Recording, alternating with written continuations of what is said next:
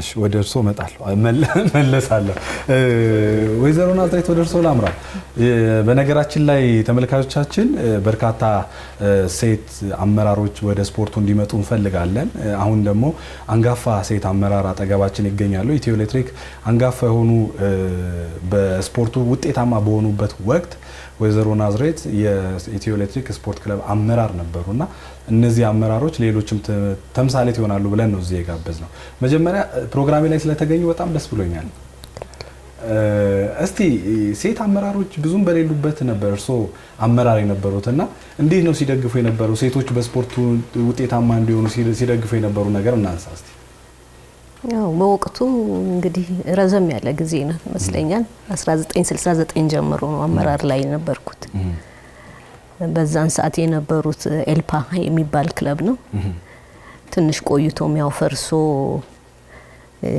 እርምጃችን ምናምን የሚባል ነገር ሆኖ ነበር ትግል ፍሬ አብዮት ፍሬ ተብሎ ተበተነው ነበር ከዛ ደግሞ በክረምት ተሰባስበው ወደ እናት ድርጅታቸው ይመጡና ለገና እነሱን ደግሞ ክረምት ይዘንም ወደ ወንጂም ወደ ደብረ ዘይት ወደ ድንግል ሜዳ የሚባላል ይዘን እንሄዳለን በዛን ሰዓት እኔ በእውነት ለመናገር የስፖርት ፍቅሩ የኤሌክትሪክ ክለብ ማሊያ ፍቅሩ ስለነበረኝ ሴትነቴ ትዝ ይለኛል ወይም ያሰብኩበት ቀን የለም ሁሉንም ነገር እንደ ፍቅር ነው ማደርገው እንደ ሴትነት ሳይሆን እንደ በቃ ግዴታ ይመስለኝ ነበር እና ውሳኔም ቢሆን አመራርም ተከትሎ ሲሄድ ምግብም የሚያስፈልጋቸውን ገብቶ በየሚበሉበት አካባቢ አይቼ ነው የሚበሉት የነበረው ከጌም በፊትም ከጌም በኋላም ሲሆን ሴቶች በአመራር ላይ ሲሆኑ ብዙ ነገር ጥቅም አለው አንደኛ ሴት ብዙ ነገር ታረጋጋለች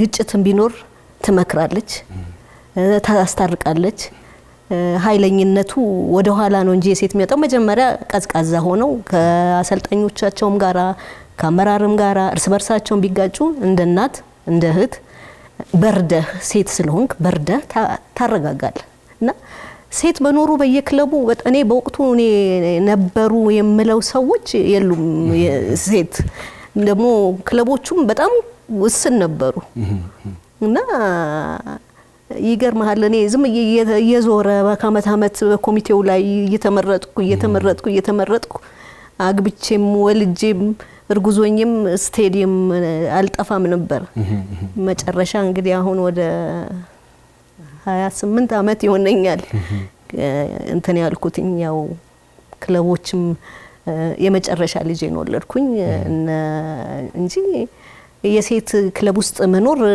ለክለቦች በጣም ጥሩ ነው ብዬ ነው የማስበው በጣም ያረጋጋል ሴቶችን ተሳትፎ እንዴት ያሉ እርሶ በነበሩበት በአመራር ጊዜ በነበሩበትና አሁን ያለው እንቅስቃሴ አለ ያው እድለኛች ናቸው በጣም እድለኛ ናቸው አክሰሱ አለ ዕውቀቱ አለ በየቦታው የሴቶች ተሳትፎ አለ የዛን ጊዜ ሴት እግር ኳስ ቡድን እንዳቋቁም ብትል ማን ቤተሰብም አይለቅ እንትኑም አይደለም ጊዜውም አልነበረም አሁን እድለኛ ሆነን ይሄው ሊዲያ አለችልን እንኳን ዳኝነት እንኳን መጫወት ቀርቶ በዛ አሁን ግን በጣም እድለኛ ትውልድ ነው አሁን ቀናለው ሳያቸው ምን ነው ያን ወቅት በነበረ ይያለን እኛም ድሉን እናገኝ ነበር ተጫዋታ ባንጫወትም አመራሩ ላይ በልጅነት ነው በዛን ሰዓት በ20ዎች እድሜ ስለነበር እንደ ሊዲ ተምረንም አንዳንድ ነገር የእግር ኳሱን ቅሬት እንይዝ ነበር በሴትነት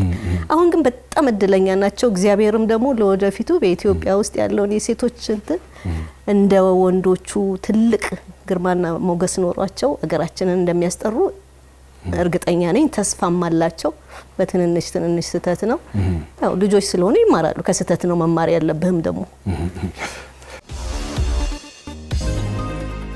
ሊዲዮ ዳንቺ ላምራ ኢንተርናሽናል ዋና ዳኛ ሊዲያ ታፈሰ ለብዙዎቹ ተምሳሌት ሆነሻል በርካታ ዳኞች እንግዲህ እናቶ ኢሳያስም ትልቁ ነገር የሚኮሩበት ስራ ነው ብዬ አስባለሁ አይደል ፕሬዝዳንት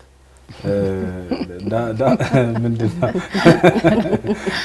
ማለት በዓለም ዋንጫ ላይ የኢትዮጵያ ብሔራዊ ቡድን መሳተፍ ባይችል በአፍሪካ ዋንጫ ላይ መሳተፍ ባይችል እናንተን እየወከለ ነው በ2012 ነው ኢኳቶሪያል ጊኒ ብሔራዊ ቡድኑና እናንተ የተገናኛችሁት በተደጋጋሚ ደግሞ እርግጠኛ ነኝ ይሄም የፌዴሬሽኑ አንድ ውጤታማ ነው ብዬ አስባለሁ። ያው በግላችሁ ብዙ ትለፋላችሁ። ፌዴሬሽኑ ውስጥ ብዙ ክፍተቶች አሉ። ክፍተቶቹን ሳይሆን ጥንካሬዎችን ማውራት አለብን ብዬ አስባለሁ። ክፍተቶቹ እንዳሉ ሆነው መልካም ጥሩም ጥንካሬ ደግሞ በራሳችሁም ለፍታችሁ ፌዴሬሽኑ በተወሰነ መልኩ ማግዟችሁ ወደ ፕሪሚየር ሊጉ ወደ ተለያዩ ውድድሮችን ትመራለች። በጣም ደስ የሚለው ደግሞ አሁን በአዲሱ አመራር የወንዶችን ፕሪሚየር ሊግ እየመራች ነውና በዚህ አጋጣሚ እናቶ ኢሳያስንም እናመሰግናለን። እንዲሁም እናቶ ዮሴፍ የዳኞች ኮሚቴ ሰብሳቢንም እናመሰግናለን። ፕሬዚዳንት ሊዱን ወደ ቦታዋ ስለመለሳችሁ አይደል? እስቲ የዘንድሮ ፕሪሚየር ሊግ እንዴት ታያለሽ? አመቱ እንዴት ነበር ያለፈው ካንቺ ጋር?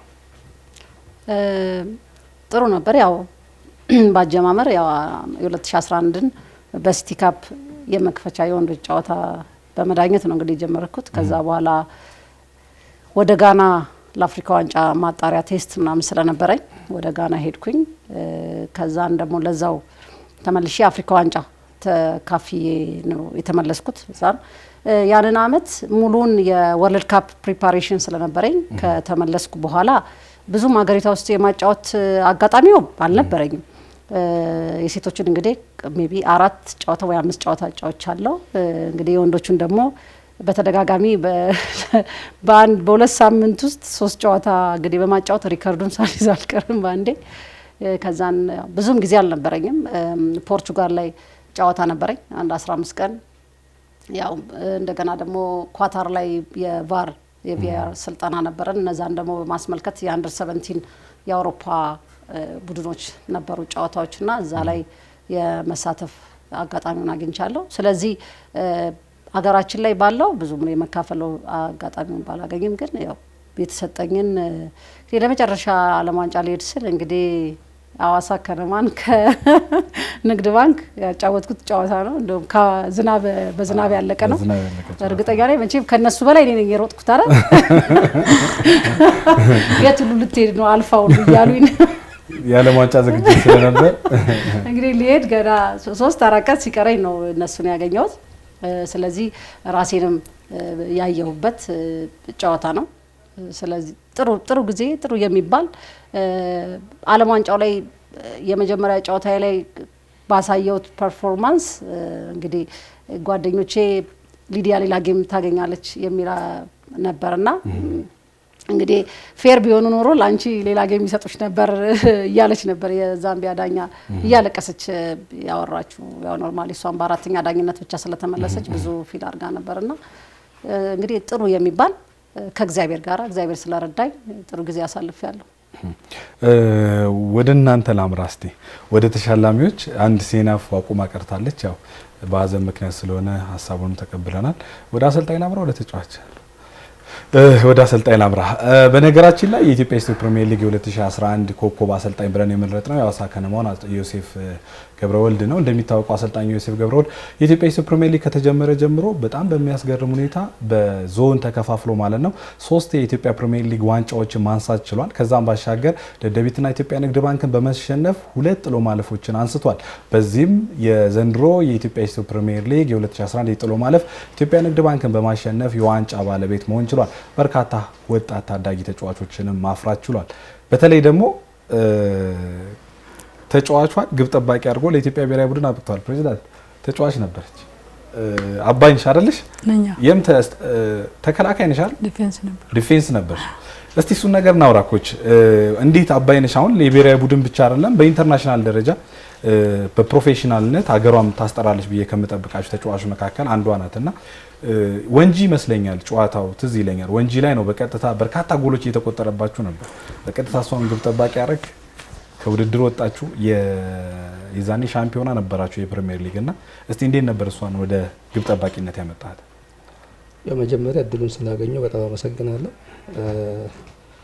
ያው አብዛኞቹ የአዋሳ ከነማ ተጫዋቾች የመጡት ከዞን እሱም የተገኘችው ከሆሳና አጋጣሚ ከመላው ደቡብ ጨዋታ ደቡብን ወክላ ለሆሳና መታ ነው አርባ ምንጭ ላይ የመረጥኳት። ያመጣኋት በተጫዋችነት ነበርና አጋጣሚ 2008 ላይ 2009 ላይ በረኛዋ በመሀል ታረግዝና ከውድድር ትወጣለች። በአጋጣሚ ደግሞ እሷ በዛ ጊዜ የመጫወት እድል አልነበራትም በኳሱ በተከላካይነት ከሷ የተሻሉ ልጆች ስለነበሩ ማለት ነው።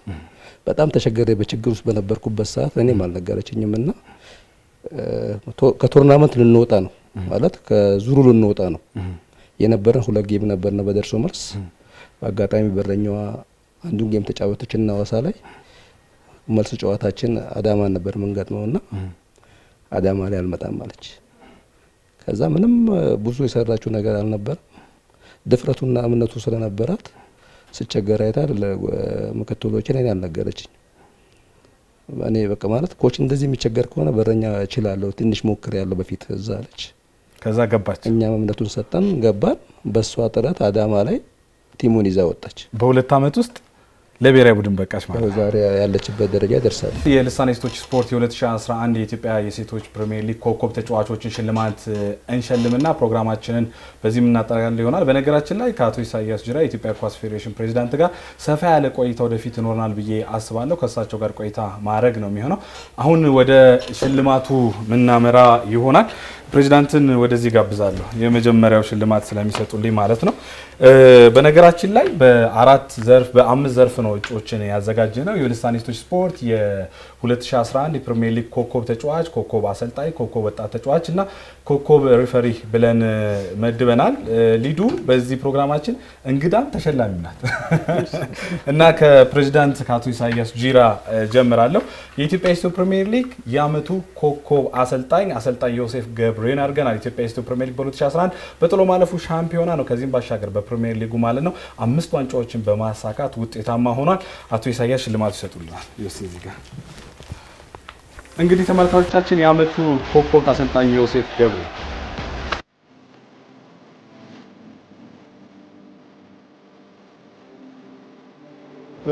አቶ ኢሳያስ እዚህ ሆነው ኢንተርናሽናል ዋና ዳኛ የዲያ ታፈሰ የ2011 የልሳን ሴቶች ስፖርት ኮከብ ዳኛ አድርገው ሸልመናታል።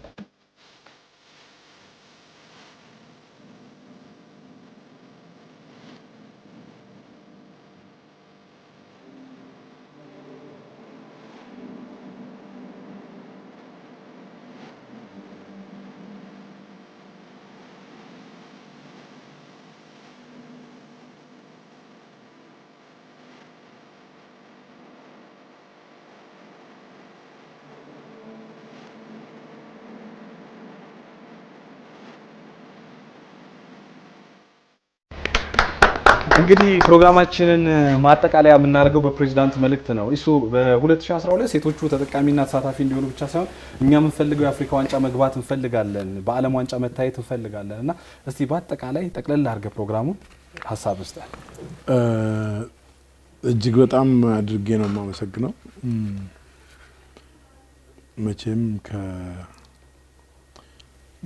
በፐርሰንት የማይለካ የኢትዮጵያ እግር ኳስ ፌዴሬሽን ስራዬ ብሎ መስራት ከሚገባው በላይ ነው ልሳን የሴቶች ስፖርት ፕሮግራም እየሰራ ያለውና በተቋሙ ስም እጅግ በጣም አድርጌ አመሰግናለሁ። ቀድሞ ነው የገባ ማለት ነው ሴቶች ላይ መስራት ህብረተሰቡ ላይ መስራት መሆኑንና ወደፊት ከዚህ ተቋም ጋር አብረን ለመስራት ከዚህ በፊትም እንደነበረ ይሰማኛል። ከዛም በላይ አስፈላጊውን ለአሁን ነገር ለማድረግና በሴቶች ያለውን የውጤት ደረጃ ከፍ ለማድረግ አብረን እጅ ለእጅ ተያይዘን እንሰራለን። ምክንያቱም ይህ ስራ የአንድ እና የሁለት የሶስት ኢትዮጵያዊ አይደለም፣ ሀገራዊ ሁላችንም ነው። በጋራ ለመስራት ዝግጁ መሆንን በዚህ አጋጣሚ መግለጽ እወዳለሁ። እዚህ ላይ ቁጭ ብዬ በህብረት ይህን ነገር ማዘጋጀት ይቻል ነበርና ይህ ትልቅ ፕሮግራም ነው፣ አደባባይ መውጣት መቻል ነበረበት የሚል ስሜት ነው የተሰማኝ የነበረው እዚህ ቁጭ ብዬና በግሌ እንደ ኢትዮጵያ እግር ኳስ ፌዴሬሽንም አመሰግናለሁ። ወደፊት ምን ማድረግ አለብን በእቅድ ምን መልሰው መሆን መቻል አለበት። በግብታዊነት እዚህ ጠረጴዛ ላይ ቁጭ ብለን እንዲያደርጋለሁ በማለት ሳይሆን በደንብ አቅደን ባለሙያዎችን አደራጅተን እጅ ለእጅ ተያይዘን በምን ስትራቴጂ ነው ወደ ውጤት መግባት የምንችለው የሚል ላይ ሰፋ ያለ እቅድ የሚያስፈልግ ነገር ይሆናል። የተሰጠንንም አሳይመንት እንቀበላለን ከባለሙያው። በዚህ መሰረት እይታችንን ማስፋት መቻል አለብን። አንድ ሰው በምን ደረጃ እንዳለ እዚሁ ታያለ። እኔ አሁን ገርመኛል። እዚሁ 2 ዓመት ባልሞላ ጊዜ ውስጥ ከተጫዋችነት መጣ ሙያዋን ቀይራ በ2 ዓመት እዚህ ማብቃት ከተቻለ ሌላም ላይ እንዴት መስራት እንደሚቻል ማሳያዎች አሉ እና አይንና ጆሮአችን ጠቦ እዚህ አካባቢ ብቻ መሆን የለበትም እና እሱ ትልቅ አሳይመንት ሰጥቶናል። ወደፊት ምን እናደርጋለን? አቅደን በደንብ ጠንክረን መስራት መቻል አለብን። ወደ ውጤት እንዴት እንመጣለን? ጠንካራ ስራ ያስፈልጋል። ስለዚህ ከሞላ ጎደል አሁን እንደምትሰሙት ሚዲያም ላይ ፕሪሚየር ሊጉ ነው የኢትዮጵያን እግር ኳስ ፌዴሬሽን ቢዚ ሲያደርግ የነበረው ውድድሩን እሱን ውድድር በባለቤቱ እንደመራ ያደረግነው ነው። ከዛስ እሱን ከላይ ላይ ገፍታልና ዝም ብለህ አቀመጣለሁ የሚል ነገር መኖር የለም። ምንድነው መስራት የሚገባን? ስለ ልማት እናወራለን። ልማት በምንድን ነው የሚገለጸው? ምለውን እሱ ላይ በደንብ አቅደን መስራት እንዳለብን ይሰማኛልና ይሄ ፕሮግራም ለኢትዮጵያ እግር ኳስ ፌዴሬሽን ትልቅ የቤት ስራ ነው የሰጠውና ወደፊት በዚህ መልኩ ብቻ የሚሆን አይደለም። አብረን ተነጋግረን ሰፋ አድርገን ማዘጋጀት የሚገባን ሀገራዊ ጉዳይ ስለሆነ ይሄ አንድ የስቱዲዮ ፕሮግራም ብቻ መሆን የለበትም የሚል ነገር አለኝና በአጠቃላይ ግን እጅግ በጣም አድርጌ ነው አመሰግናለሁ። ከልብ አድርጌ አመሰግናለሁ። እንግዲህ እውነቴን ነው የኢትዮጵያ ኳስ ፕሬዝዳንት የኢትዮጵያ ኳስ ፌዴሬሽን ፕሬዝዳንት አቶ ኢሳያስ ጂራ ቀደም ብሎ ፕሬዝዳንት ከመሆኑም በፊት የተለያዩ ክለቦችን ስራ አስኪያጅ ሆነው በሚመሩበት ፕሬዝዳንት ሆነው ሲመሩ ከፍተኛ የጓደኝነት ቅርበት ነው ያለን። ፕሬዝዳንት ሆነው ከመጡ በኋላ ሴቶች ላይ ኮርኔል አወልም ቢሆን ሴቶች ላይ በርካታ የሰሩ ሰው ናቸው። እንዲሁም ክብርት ወይዘሮ ሶፊያ ማልማሙን ወንዶች ላይም ሴቶች ላይም የሰሩ ናቸውና እኚህ ሰዎች በሴቶች እግር ኳስ ላይ ለውጥ ያመጣሉ ብዬ ተስፋ ምጥልባቸው ሰዎች ናቸው። 1 ዓመት አልፈነዋል እንደምንም ብለን ቀጣይ ግን ብዙ የቤት ስራ አለ። ብዙ ነገር ትሰራላችሁ ብዬ ተስፋ አደርጋለሁ። ወይዘሮ ናዝሬት በእውነት ከልብ ወዶታለሁ። በእውነት እግዚአብሔር ያክብርልኝ። በእርግጠኝነት በዚህ ብቻ እናበቃም። የዚህ ፕሮግራም እንግዳ ደግሜ ያደርጎታለሁ። የእርሶ ታሪክ ብዙዎችን ያስተምራል ብዬ አስባለሁና ከልብ አድርጌ አመሰግናለሁ። ሊዱዬ ከልብ አድርጌ አመሰግናለሁ። እናንተንም አመሰግናለሁ ስለመጣችሁ። ተመልካቾቻችን እንግዲህ ልሳነ ሴቶች ስፖርት ፕሮግራማችን ይህን ይመስላል። በነገራችን ላይ ፕሮግራሙ እንዲሳካ በርካታ ልፋት አድርገን ሴቶች ላይ መደገፍ ብዙዎቹ አይችሉበትም። ብዙዎቹ ትኩረታቸውን ወደ አውሮፓ እግር ኳስ ላይ ነው የሚያደርጉት። ነገር ግን ውጤት ሲጠፋ፣ ብሔራዊ ቡድኑ ሲጠፋ ፌዴሬሽኑን ሚዲያውን መተቸት የተለመደ ነውና አንዳንድ ግለሰቦች፣ ድርጅቶች እንደዚህ አይነት ሀገራዊ ስፖርት ላይ የሚሰሩ ተቋማትን መደገፍ ግድ ይላል። በነገራችን ላይ ኢትዮጵያ እግር ኳስ ፌዴሬሽንም ይህን በመመልከት የተለያዩ ውድድሮችን በቀጥታ ስርጭት እንዳናስተላልፍ ከብሔራዊ ቡድን ጋር እንድንሄድ ከፍተኛ እገዛ ሲያደርግልን ነበር ለበርካታ ዓመታት። ይህም ነገር ይቀጥላል ብዬ ተስፋ አደርጋለሁ። ከልብ አድርጌ ነው የማመሰግነው። እንዲሁም አቶ ዮሴፍ ተስፋዬ የዳኞች ኮሚቴ ሰብሳቢና የኢትዮጵያ ኳስ ፌዴሬሽን ስራ አስፈጻሚ እገዛ አድርገውልናል። ከልብ አድርጌ አመሰግናለሁ። ይህም ያማረ ኬክ ደግሞ አቶ ኢሳያስ ደንደር አስመጥተውልናል። ከልብ አድርጌ ሁላችሁንም ማመስገን እፈልጋለሁ። አክብራችሁኝ ስለመጣችሁ እግዚአብሔር ያክብርልኝ። ከልብ አድርጌ ነው አመሰግናለሁ።